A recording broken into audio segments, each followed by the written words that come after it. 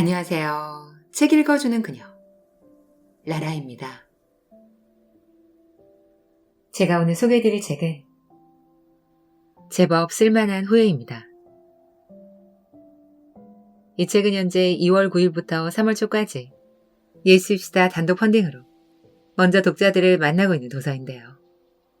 정식 출간에 앞서 이 책이 어떤 이야기인지 오늘 먼저 이 책을 소개해드리려고 합니다. 출판사는 미래의 창, 저자는 김영태님입니다. 천천히 와도 괜찮다. 결국 닿으니까. 이 책은 출발선에 선 당신에게, 길을 잃은 당신에게 따스한 위로를 전해주는 책이에요. 완벽하지 않아도 괜찮다. 충분히 살아냈다면. 짧은 후회는 나를 움직이게 하지만 긴 후회는 나에게 면죄부를 준다. 저자는 27에 은행을 그만두고 신문기자가 되었고 이후로도 벤처 창업, 대기업 임원, 공무원, 공공기관 대표, 민간기업 CEO를 거쳤습니다. 수많은 출발과 이탈, 복원의 시간 속에서 저자는 글을 쓰기 시작했다고 이야기합니다. 하나의 키워드를 중심으로 고전과 경험에서 길어올린 인용과 사례를 조합해 주제를 향해 가는 건축 같은 글짓기를 시도한 것이라고 설명합니다. 로맨가리, 존 윌리엄스, 섹스피어부터 LG 트윈스의 임창규, DJ 덕, 채베코까지. 이 책의 인용은 예측할 수 없이 넓어 더 읽는 재미를 전해줍니다. 저는 이 책을 읽고 나서 후회라는 단어를 조금 다른 얼굴로 바라보게 됐습니다. 그동안의 후회가 이미 지나간 것에 대한 자책이었다면 이 책 속의 후회는 시간을 건너 다음 선택으로 밀어주는 힘처럼 느껴졌습니다. 한 편 한 편이 짧은 편지처럼 읽혀서 바쁜 날에는 몇 쪽만 읽고 덮어도 마음의 문장이 남았습니다. 이 책은 후회를 없애주는 책이 아니라 후회를 살아가는 법을 가만히 알려주는 책이에요. 그래서 읽고 나면 인생이 확 달라진다기보다 오늘을 조금 덜 미루게 됩니다. 이미 충분히 애써왔고 그럼에도 남은 후회가 있다면 그것조차 제법 쓸만하다고 말해주는 책. 천천히 오래 곁에 두고 다시 꺼내 읽고 싶은 최고의 에세이예요. 그럼 저와 함께 김영태 작가님의 시간을 건너보내는 편지를 만나시러 책 속으로 들어가 보실게요. 천천히 와도 괜찮다. 결국 닿으니까.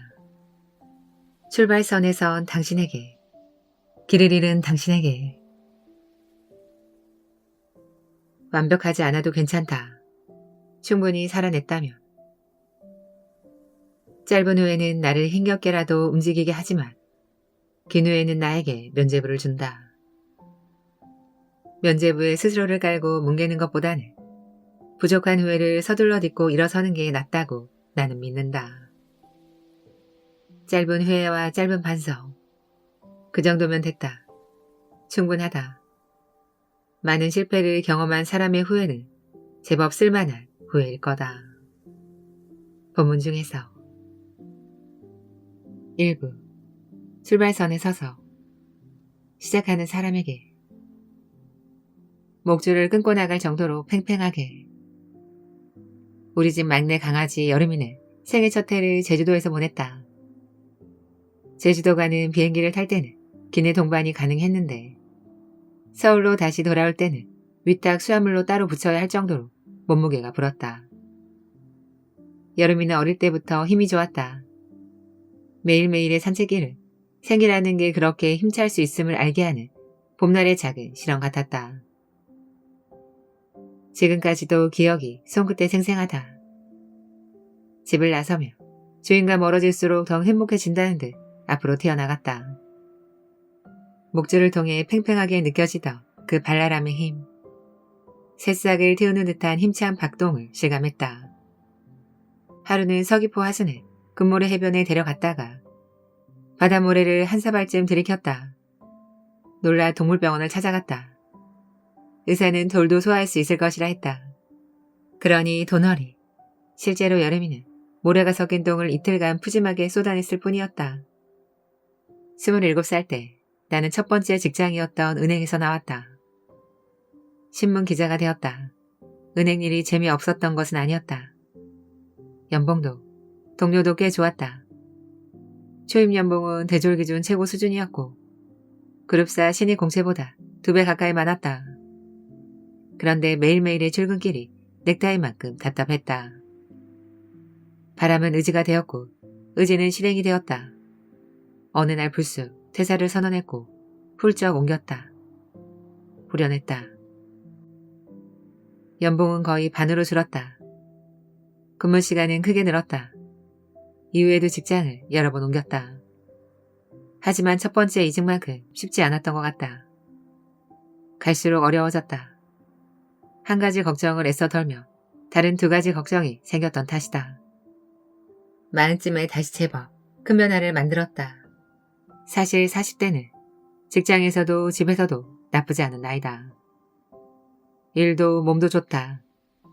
가정도 자녀도 그럭저럭 괜찮다. 그런데 이런 안온함은 종종 독이 된다. 중독되면 서서히 추락할 수도 있다. 오래전 프랑스 소설가 로맹가리의 새들은 페루에 가서 죽다라는 소설을 읽었다. 독서 기록을 들춰보니 2014년 9월 마침 내가 47살 때다. 로맹가리는 이렇게 적었다. 47이라 알아야 할 것은 모두 알아버린 나이. 고매한 명분이든 여자든 더 이상 아무것도 기대하지 않는 나이니까.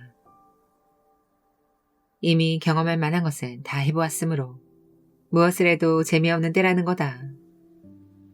심지어 20살이 젊음이 보기에 굳이 더 살 필요도 없는 그런 나이.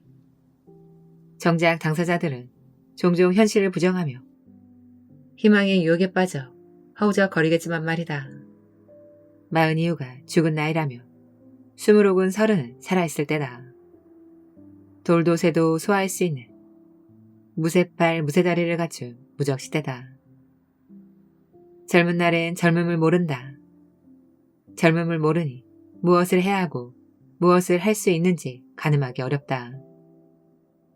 현재 가진 것이 없다고 미래에 가질 수 있는 대단한 것을 눈에 두지도 못한다. 혹은 한 줌도 안 되는 이미 가진 것에 속아 앞으로 가질 한아름의 기회를 지레 겁먹고 놓치는 실수도 한다. 두려움은 젊음의 병이 될 수 없다. 늙어가는 게 두려운 것은 두렵다고 생각한 나머지 시도조차 하지 않게 되는 거다. 그러니 적어도 젊을 때만큼은 두려워하지 말기를. 그까지 직장쯤에 연애나 결혼, 출산, 내 집 마련이나 진학, 건강, 부모 따위도 마찬가지다. 당당하게 부딪혀 보기를. 어린 강아지처럼 목줄을 끊고 나갈 정도로 팽팽하게. 시인 고명재는 우리가 키스할 때 눈을 감는 건에서 순수한 날에 날뛰는 힘을 찬양한다. 개의 눈과 아이는 같은 성분으로 이루어져 있다. 순전히 날뛰는 힘을 갖고 싶어서 눈녹인 물을 내 안에 넣고 싶었다. 제주도에서 그리고 요즘까지도 종종 여름이가 내게 전해주는 성분과 힘이다. 국문학자 고 김윤식 서울대학교 교수는 후학들에게 넘겨줄 가장 큰 지혜는 쫄지 말라는 것이라 했다. 사람이 살면서 쫄아야 할 대상은 셋밖에 없다고도 했다. 부모님, 아내, 그리고 하나님. 살아보니 이 셋 가운데 가장 신경 써야 할 분은 아내였다. 천륜보다 인륜이 더 어려운 데다 내가 가지게 된 것 중에서 가장 소중한 존재인 만큼 가능한 위험을 피해야 했기 때문이었다. 아직 아내가 없었던 27의 나는 무서울 게 없어야 했다.